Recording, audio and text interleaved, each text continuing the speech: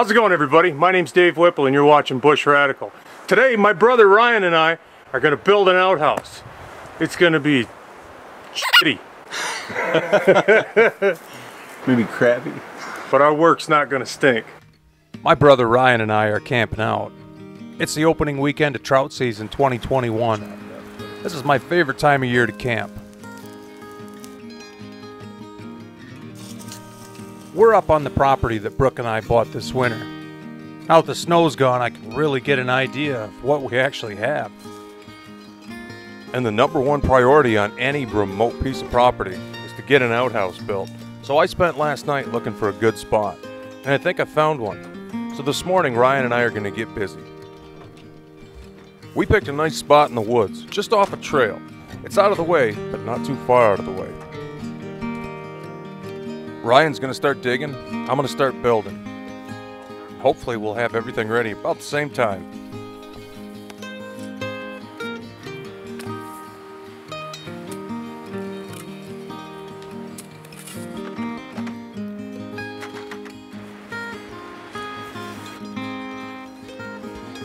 For this outhouse build, we're going to use rough cut lumber. I bought these two treated 6x6s at Lowe's, and it cost me $100, and I about lost my mind. So I drove down to the Amish and bought a whole truckload of rough sawn boards for about $75. That's what we'll use. Now when loading up this truck, I put some of the delicate things right on the top, like this polycarbonate roof panel. So while I got it out, I'm going to cut it to size. That way it'll be ready to use when we need it. I need 2 pieces at 5 foot, and the scrap piece at 2 foot, we'll use that too.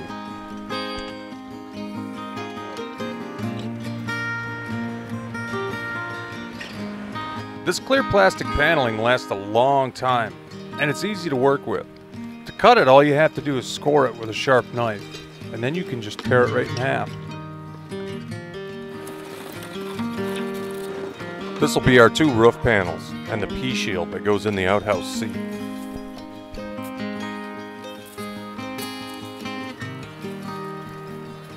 Brian and I tried to pick a spot where there shouldn't be too many tree roots, but it looks like he's already found a couple.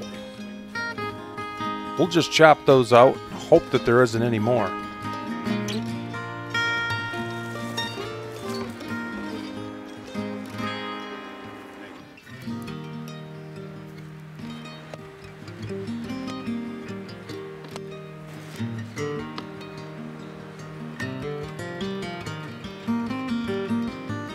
The wind's been picking up all morning, and it's starting to be a pretty blustery day.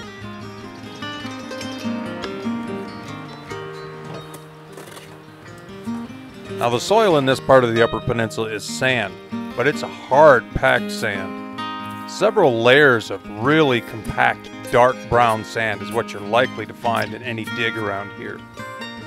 It gets so hard at times you wish you had a spud to chip away at it, but it drains well. But the real good thing about that is that once you dig a hole, it's not likely to slough in on you. It's likely to hold its shape.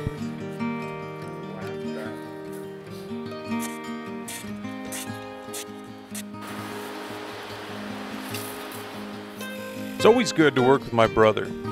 He's a substation technician by trade and works for the electrical union. And over the years, we've done a lot of concrete together, quite a bit of roofing.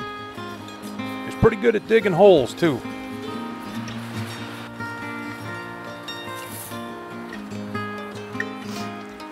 Now, if you've never built an outhouse before, the most important part is the seat. You can mess up a good outhouse by having a poorly built seat. And by that I mean it could be way too high, or the hole could be way too big, or way too small. So laying out the hole for the seat and getting the seat height correct, that's pretty much the whole job in a nutshell. We're going to use about a 17-inch high seat.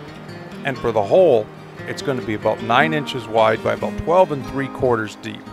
Now what I'm doing is finding the center of my seat board, and I'm going to mark my lines out for 9 wide. I want to be about 1.5 inches back from the very leading edge, so you're not sitting too far back on the platform itself. And then from there, just kind of sketch in what looks to be like a good-sized toilet seat hole. That looks beautiful. Now, I've never been camping when I didn't forget something, and today I forgot a drill bit to put a hole in that board to get the jigsaw started. So we're just going to make a notch with this chainsaw real quick. Not to cut the seat out, but just to get the jigsaw in that board.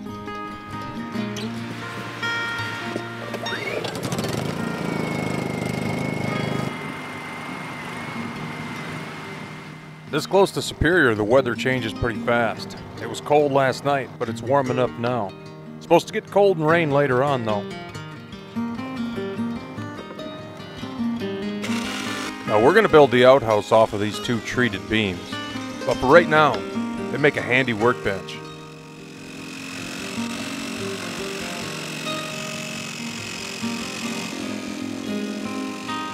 My $3 yard sale jigsaw seems to be doing just fine.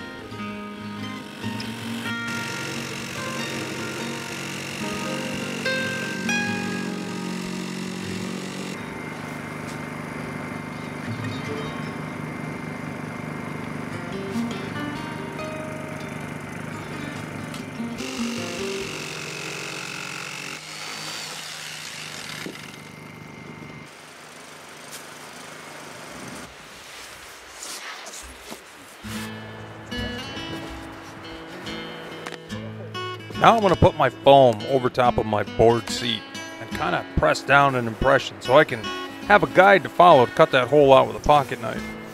I'm just going to try to take my time and try not to tear the foam, which is easy to do. Now in Alaska, a foam toilet seat is standard issue. You can go out at 60 below and sit on a foam toilet seat and it's immediately warm. It's a real luxury in cold weather climates, and I would really like to spend some time up here in the winter snowmobiling. And having a nice foam seat for an outhouse, well, that's just kind of thinking ahead, I guess.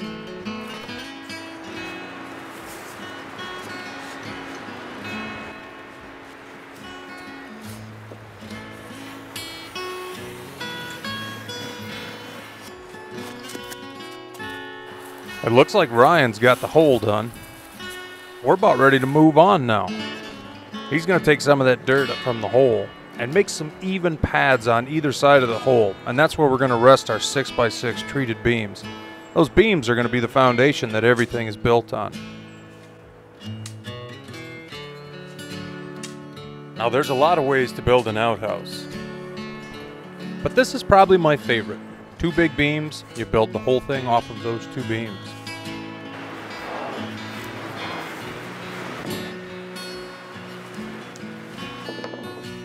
Now what I generally do is just use 4 sheets of plywood for an outhouse. But with the price of lumber being so ridiculous right now, we're just using rough sawn boards. We're going to build a back wall and 2 side walls. Instead of using 1 expensive piece of plywood for a wall, we're just going to build a sheet of plywood out of inexpensive rough cut lumber.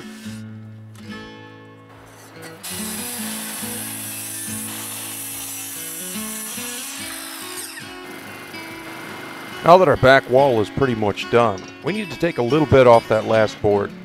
The reason is the whole outhouse needs to be about 44 inches wide, so the roofing material hangs over on either side of the building. Alright, Ryan.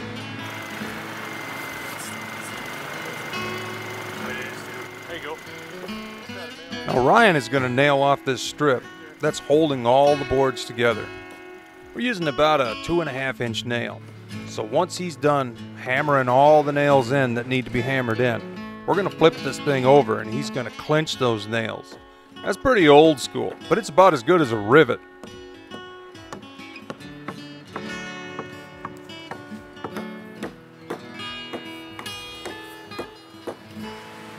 Now that board he just nailed off is 17 inches from the bottom of this back wall, and it's also going to hold up the toilet seat itself.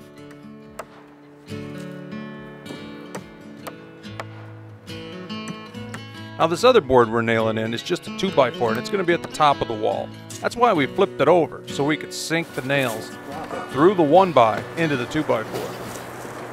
Oh, that ain't a sheet of plywood. Holy cow. Even though I stood it up upside down, the back wall's ready to use. Time to build a side wall.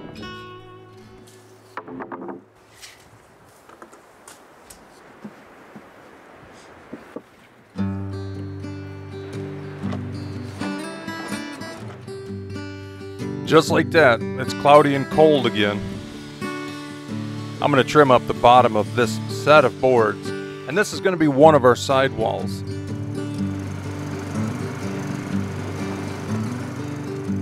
Now, as far as dimensions go, the back wall is going to be 6 foot high, and the front wall is going to be 7 foot high.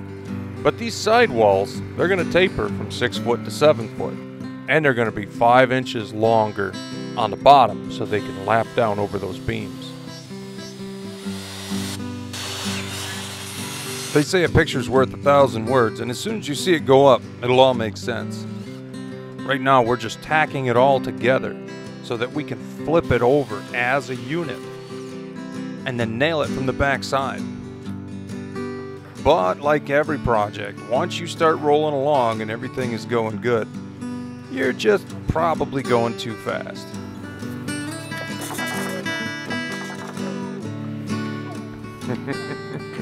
We just tacked that together lightly so we could flip it over and work from the other side. And you see what we got. We got to start over. While Ryan reorganizes this wall, I'll take just a second and go get some screws. The wind right now is just picked up to hurricane force, and we just about lost the toilet seat. It took off flying. You can see the trees tell the story. It is severely windy out right now.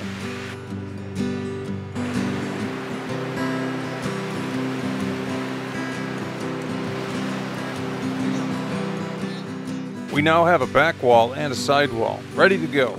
We'll build a third wall and then we can stand this thing up. We'll take just a little bit more time on this one so we don't have another accident.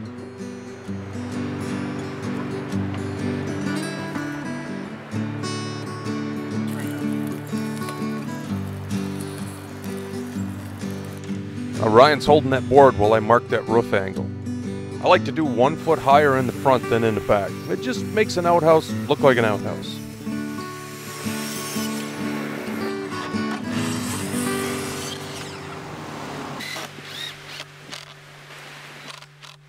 Now later on we're going to nail these boards off and clinch the nails.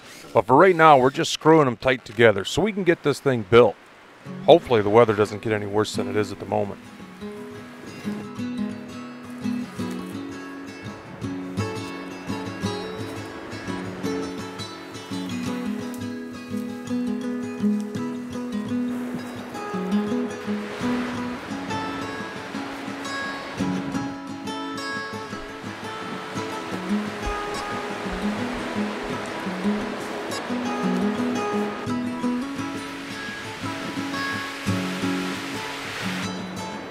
Now that both beams are down, Ryan's kind of dialing it in with a shovel, taking off the high spots to let those foundation beams set as level and as flush to the ground as possible. Now the nails we have are basically whatever you got in a can. So we're just going to sort through, because what we need here is 16 penny nails. The rest of these are like 28 penny barn spikes.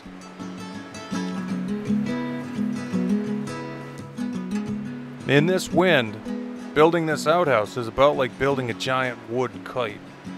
You gotta hang on pretty good until everything is nailed together. There's the sun again.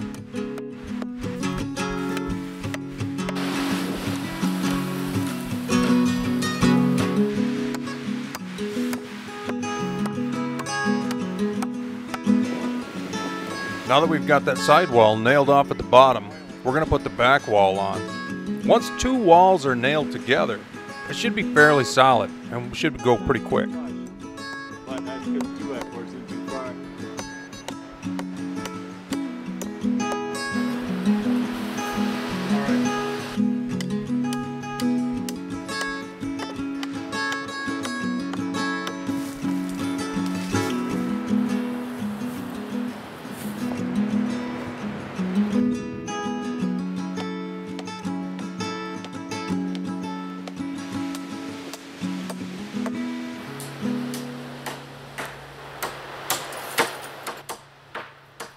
Now I'm filling the bottom of these walls just full of nails. Then when I'm done, we're actually going to remove the boards on the inside. The boards that we screwed on earlier in this video, they were just there to hold these walls 5 inches below the top of those treated beams. Ryan's taking those boards out now because they're not needed. We've nailed off the bottom so much, those boards can just come right off. We can use them for something else.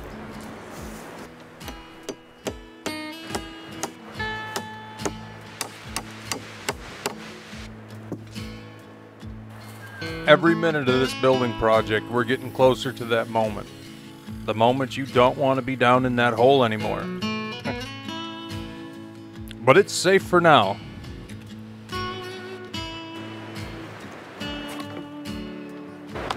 Pretty deep hole. Yeah, it is. See that board in the back wall? We put it just at that height so it's a ledger support for the toilet seat. Now we need to mark where the toilet seat's going to come to and put some side supports in. Once again, down in the hole, it's still okay, but time's running out. I'm going to make my marks up from those beams so that these side supports are exactly the same height as that board in the back.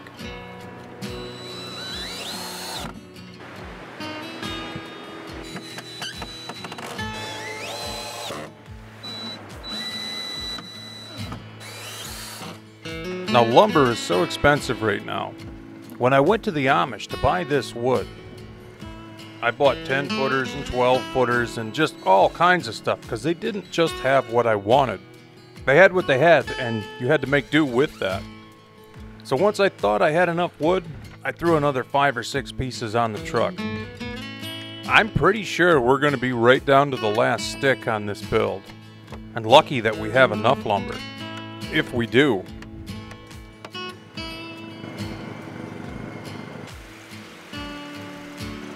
Now that we think we've got all the long boards we need, Ryan is cutting up what we have left to make the floor. While Ryan's busy working on that floor, I'm going to put together a front wall.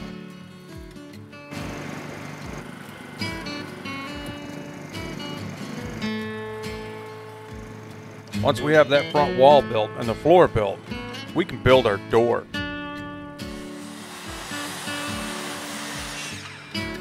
Well, Ryan's about got that floor wrapped up, and that thick, rough-cut, full-dimension white pine, it's going to make a good stiff floor.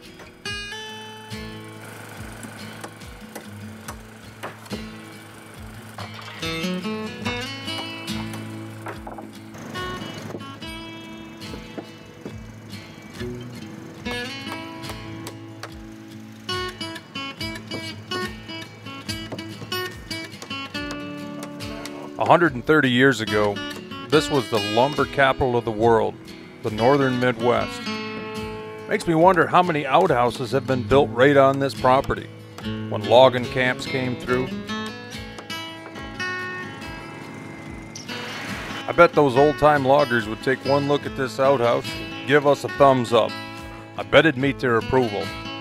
It'd look pretty much like what they would have done back then. With the ridiculous lumber prices we're looking at today, it might be money ahead to grab yourself an old antique whipsaw and cut your own boards by hand. Or buy a team of mules and pull your logs down to the mill. Anything's better than walking into a Home Depot right now and paying $8 for a 2x4. That just doesn't make sense.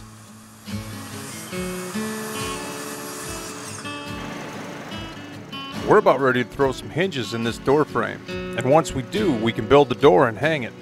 Ryan's taking the measurements he's going to need right now. He's going to build the door while I work on the roof.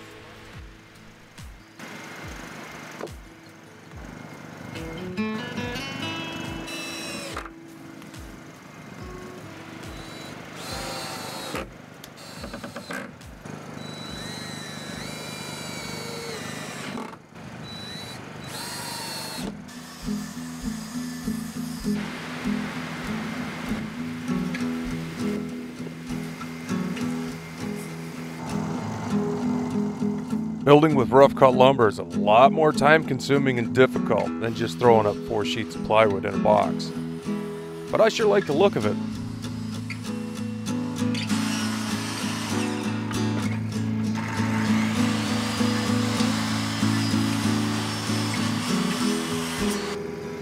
Now comes the most critical part.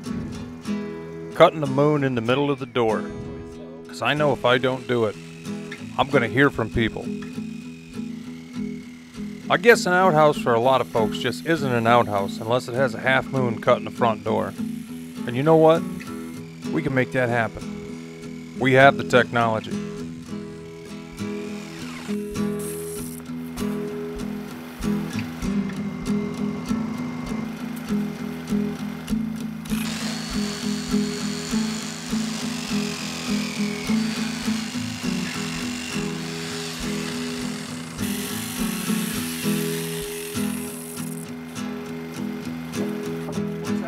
Ryan's ready to build the front door, so I'm going to get out of his way and let him get to it.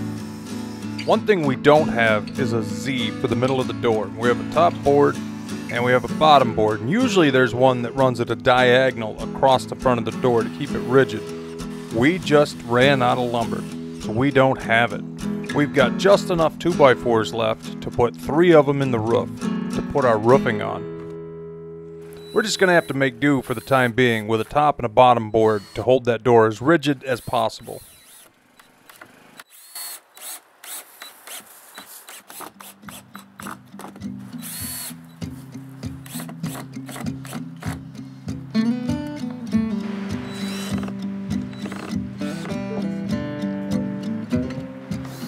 I cut this left.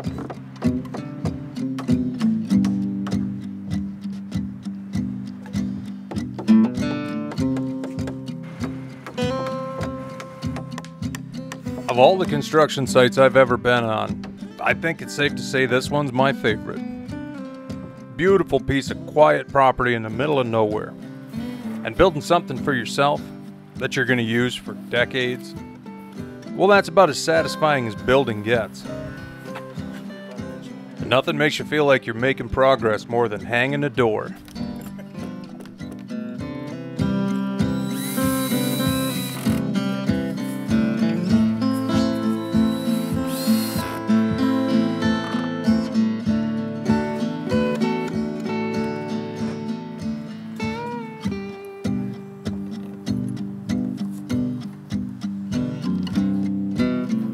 Little finishing touches like this really make it feel like you're making good progress too.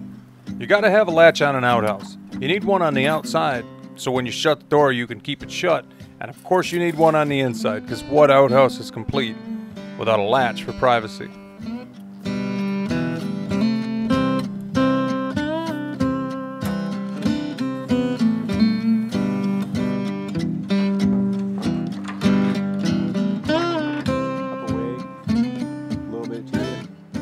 So now's the time to throw the roof on. I love using this clear polycarbonate panel for my outhouse roofs. It just makes for a very bright outhouse.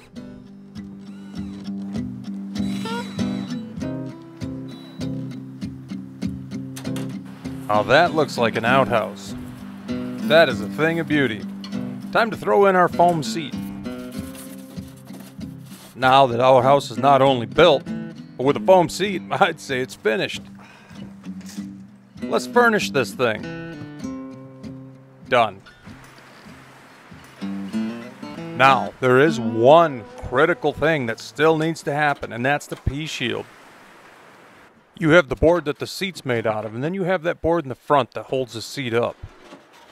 This P-shield, whether it's steel or whether it's plastic or whether it's polycarbonate roofing in this case, that's going to keep that riser from getting soaked, and you know just exactly what I mean. Just putting that scrap of roofing in that spot and attaching it to that riser solves that issue entirely. The P-shield is, without a doubt, the most overlooked or misunderstood part of any good outhouse. Once you have a P-shield installed though, you've got it made. Speaking of shutting the door from the outside with the outside latch, I'm putting on just a block of wood as a stop. So when the door is shut, it'll butt up against that little stop. and then just take a scrap of wood and a screw to make the outside latch to hold the door shut when you're not using the outhouse. Ryan found this nice crooked tree branch, and it just looks like a door handle. So we're going to cut it off and screw it on right to the face of the door for an outside handle.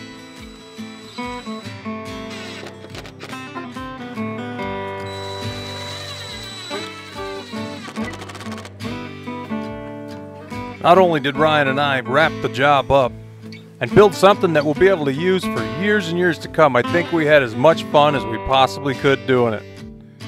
Thank you guys so much for watching Bush Radical. My name's Dave Whipple. Be radical, eh? See you soon.